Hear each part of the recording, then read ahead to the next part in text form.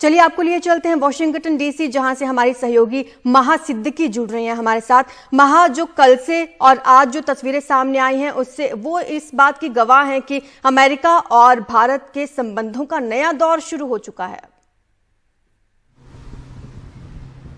जी, अगर take partnership की बात करी जाए तो ऐसा लगता है कि एक इस सेक्टर में तो एक आरजू नई पहल करी जा रही है और दोनों तरफ से एक तरह से आप देख रहे हैं कि पहल जो हुई थी पिछले साल प्रेसिडेंट बाइडेन और प्रधानमंत्री नरेंद्र मोदी के बीच में, जब उन्होंने initiative on critical and emerging technologies announce किया था, इस एक साल में हमने देखा है उसमें काफ़ी दौरे हुए हैं दोनों देश से ऑफिशियल्स के, और उन्होंने इनिशिएटिव एक जो लिया था, जो जब उनकी कॉमर्स सेक्रेटरी इंडिया आई थी जीना रायमोंडो और पीयूष गोयल के साथ उन्होंने एक इनिशिएटिव अनाउंस किया था सेमीकंडक्टर्स को लेकर। अब हम देख रहे हैं उस पर बहुत जल्दी पहल की जा रही है। तो जी, एक तरह से टेक पार्टनरशिप में तो हमें एक कुछ तरह से एक नया दौर दिख रहा है। ये इस वजह से ज़्यादा है आरजू क्योंकि एक कॉमन थ्रेट है दोनों भारत और अमेरिका के लिए, और वो कॉमन थ्रेट है चाइना की। चाइना के मद्देनज़र आप ये टेक्निकल पार्टनर और टेक्नोलॉजिकल पार्टनरशिप देख रहे हैं भारत और अमेरिका के बीच में। और अगर सेमीकंडक्टर्स, जहां से मैंने बात शुरू की थी, उसकी फिर से बात करूं तो कोविड-19 पैंडेमिक के दौरान हमने देखा था कि जो सेमीकंडक्टर्स की सप्लाई चेन है वो काफ़ी डिसरप्ट हो गई थी, और डिसरप्शन इसलिए हुआ था क्योंकि बहुत कम ऐसी कंपनीज हैं वर्ल्ड ओवर जो सेमीकंडक्टर्स बनाती हैं, और इनमें से एक बड़ी कंपनी ताइवान में है TSMC, जो कि सबसे ज़्यादा सेमीकंडक्टर्स बनाती है और बाहर भेजती है। क्योंकि अगर कोई भी डिसरप्शन ताइवान की तरफ से होता है तो वर्ल्ड ओवर सेमीकंडक्टर्स हिट होते हैं, और इसकी वजह से हमने देखा था कि जो ऑटोमोबाइल इंडस्ट्री है, गाड़ियां जो बननी थी उसकी पूरी इंडस्ट्री डिस्टर्ब हो गई थी। इसलिए भारत और अमेरिका साथ आ रहा है कि एक रिजिलियंट सप्लाई चेन क्रिएट कर सके सेमीकंडक्टर्स की। भारत में इसके लिए आप देख सकते हैं मैन्युफैक्चरिंग की तो एक्सपर्टीज है ही, जो आप एक तरह से ब्रेन्स भी कहते हैं वो भी भारत में हैं, क्योंकि जो स्टेम के स्टूडेंट्स हैं या स्टेम की रिसर्च है, उस तरह से जो हमने देखा है कि भारत उसमें हरदम से आगे रहा है। तो उसके मद्देनज़र अमेरिका भी चाहता है कि ये एक पार्टनरशिप आगे बढ़ाई जाए, और इसके आगे ये partnership artificial intelligence, quantum computing और स्पेस जैसे क्षेत्र में भी होगी। आरजू। बिल्कुल महा, अभी प्रधानमंत्री मोदी व्हाइट हाउस में हैं, डिनर के लिए पहुंचे हैं। इसके बाद उनका क्या कार्यक्रम रहने वाला है आज, वो भी जरा बताएं। आरजू, अभी के लिए आज के लिए ये प्राइवेट डिनर के बाद कोई और इवेंट लाइंड अप नहीं है, क्योंकि प्रधानमंत्री नरेंद्र मोदी यहाँ दोपहर वॉशिंगटन डीसी में लैंड किए थे, जिसके बाद उनका एक इवेंट जिल बाइडेन के साथ था, और उसके बाद कुछ मुलाकातें भी लाइंड अप थी कुछ CEOs के साथ। उसके बाद उनका ये प्राइवेट डिनर स्टार्ट हुआ है। इस प्राइवेट डिनर में प्रधानमंत्री नरेंद्र मोदी के साथ NSA अजीत डोवल हैं, दूसरी तरफ राष्ट्रपति बाइडेन के साथ अमेरिका के NSA जेक सलिवन हैं। और जो इसका जो अभी प्राइवेट डिनर जिसमें 4 ही लोग मौजूद होंगे, अगर उसका मेक देखें तो उससे भी यही हमें समझ में आता है कि टेक पार्टनरशिप के बारे में बात होगी, सिक्योरिटी के बारे में बात होगी इस प्राइवेट डिनर में। इस प्राइवेट डिनर के बाद क्या जानकारी मिलती है, क्योंकि एक प्राइवेट डिनर है तो क्या इसमें जो डिस्कशन हुआ है वो मीडिया को अवेलेबल होगा, वो पब्लिक में आएगा, ये अभी कहना मुश्किल है, क्योंकि प्राइवेट डिनर का नेचर ऐसा होता है जहां पर जो डिस्कशन है वो एक तरह से उन 4 व्यक्तियों के बीच में ही रहता है। तो लेकिन क्योंकि दोनों तरफ नेशनल सिक्योरिटी एडवाइजर हैं, तो उससे एक सेंस तो मिल जाता है कि ये डिस्कशन किस रुख जाएगा, और वो सिक्योरिटी और टेक पार्टनरशिप के ही तरफ जाएगा, क्योंकि दोनों NSAs जो हैं, जेक सलिवन और अजीत डोवल,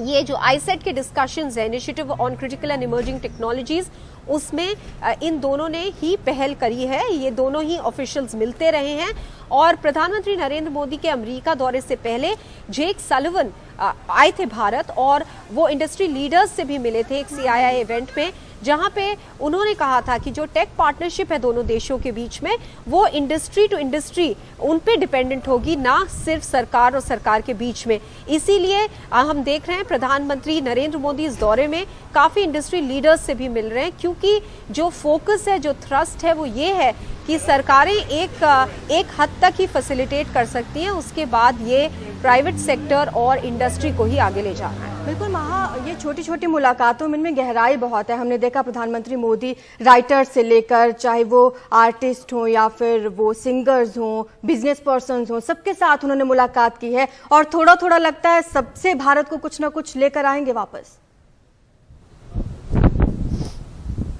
जी हाँ, और अगर आप उसके बाद जो वॉशिंगटन डीसी में उनकी मुलाकातें फिक्स्ड हैं सीईओ से, उसमें जीई के सीईओ हैं और माइक्रॉन के भी सीईओ हैं। ये दोनों ही ऐसी कंपनीज हैं जिसके इर्द गिर्द हम कुछ बड़ी अनाउंसमेंट 22 तारीख को सुन सकते हैं।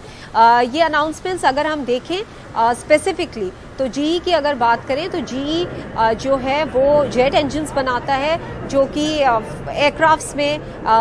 लाइट कॉम्बैट एयरक्राफ्ट्स में इस्तेमाल होते हैं। भारत में भी उम्मीद यही की जा रही है कि अब जॉइंट प्रोडक्शन होगा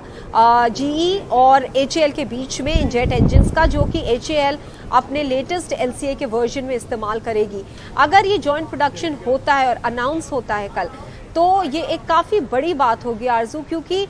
इससे समझ में ये आएगा कि क्या अमेरिका भारत के साथ टेक्नोलॉजी शेयर करना चाहता है, डिफेंस टेक्नोलॉजी, और ये भारत के लिए बहुत ज़रूरी है, क्योंकि भारत ने कहा है कि वो आत्मनिर्भर होना चाहता है डिफेंस के सेक्टर में। जितना इक्विपमेंट वो बाहर से अभी खरीदता है उतना नहीं खरीदना चाहता, खुद बनाना चाहता है। मेक इन इंडिया पर भी स्ट्रेस है, तो उसके मद्देनज़र ये एक बहुत महत्वपूर्ण अनाउंसमेंट होगी। जहां तक माइक्रॉन की बात है, एक अभी हमने पूरा हिमांशु का पैकेज सुना है, जहां पे ये साफ हो गया है कि जो सेमीकंडक्टर्स हैं उसका जो मैन्युफैक्चरिंग है उसको लेकर माइक्रॉन के इर्द गिर्द एक बड़ी अनाउंसमेंट भी 22 तारीख को हो सकती है। बिल्कुल महा, और अगर ये डिफेंस डील होती है तो कहीं ना कहीं वो परछाई हट जाएगी जो एक इतिहास में है कि अमेरिका ने भारत को हथियार देने से मना कर दिया था। अगर ये डिफेंस डील होती है तो खैर, एक और बात जिसे हम इग्नोर नहीं कर सकते, प्रधानमंत्री मोदी ने यूएन में योग शिविर में योग कार्यक्रम का नेतृत्व किया। क्या आपको भी लगता है कि ये इनडायरेक्ट वे है यूएन में अपनी भागीदारी सुनिश्चित करने का, कि देखिए सिर्फ विकसित देश नहीं है जो उसका हिस्सा हो सकते हैं, बल्कि विकासशील देश भी बहुत महत्वपूर्ण भूमिका निभा सकते हैं? जी हाँ आरजू, ये जो बिड है भारत की कि वो यूनाइटेड नेशन सिक्योरिटी काउंसिल का एक परमानेंट मेंबर हो, ये काफ़ी वक्त से चल रही है और भारत इसमें बहुत एक तरह से उसने आगे जाकर ये अपनी बात रखी है कि जो संयुक्त राष्ट्र है वो एक वर्ल्ड वॉर 2 के बाद जो ऑर्गेनाइजेशन बनी थी वो अभी जो करंट रियलिटीज़ हैं उसको नहीं दर्शाता है, क्योंकि जो ऐसे देश हैं जैसे भारत, जो कि पूरी दुनिया की 17% आबादी हैं, जो कि 5वीं बड़ी इकोनॉमी है, तो इन जैसे देशों को भी उसका हिस्सा होना चाहिए, यूनाइटेड नेशन सिक्योरिटी काउंसिल का परमानेंट मेंबर होना चाहिए। जहाँ तक ये एक तरह से एक कवायद भारत ने करी है और ये जंग अभी जारी है, क्योंकि जैसा कि आप देख रहे हैं कि चीन ने कहीं तक अड़ंगा लगाया है इस बात में। चीन खुद एक परमानेंट 5 मेंबर है, यानी कि एक P5 मेंबर है, और हालांकि 4 और मेंबर्स जो हैं यूके, यूएस, फ्रांस और रशिया, ये भारत के साथ खड़े हुए हैं कि रिफॉर्म्स होने चाहिए, लेकिन एक चाइना अलहदा अकेले है जो कि इसको हर्डल क्रिएट कर रहा है। तो जो सॉफ्ट डिप्लोमेसी की आपने बात की कि योग दिवस सेलिब्रेट करा या भारत की तरफ से योग दिवस अडॉप्ट किया गया है यूनाइटेड नेशंस में, उम्मीद यही है जो भी डिप्लोमेट्स हैं कि हार्डकोर डिप्लोमेसी तो चलती ही है और भारत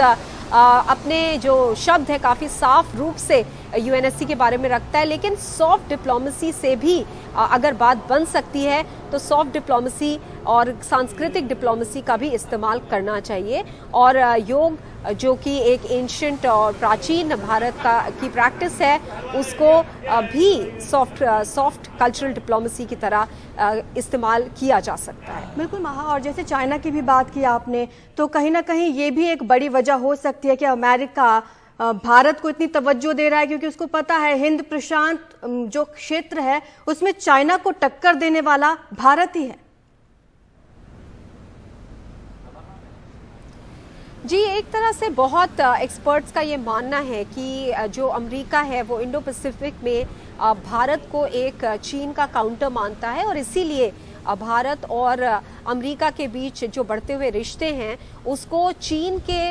विज़िवी देखा जा रहा है इस वक्त। हालांकि अगर आप डिप्लोमेट से बात करें, और हमने एरिक गारसिटी जो अमेरिका के अभी इस वक्त एम्बेसडर हैं भारत में, उनसे जब हमने सबसे पहले एनडीटीवी ने उनसे बात करी थी एक्सक्लूसिवली जब वो आए थे भारत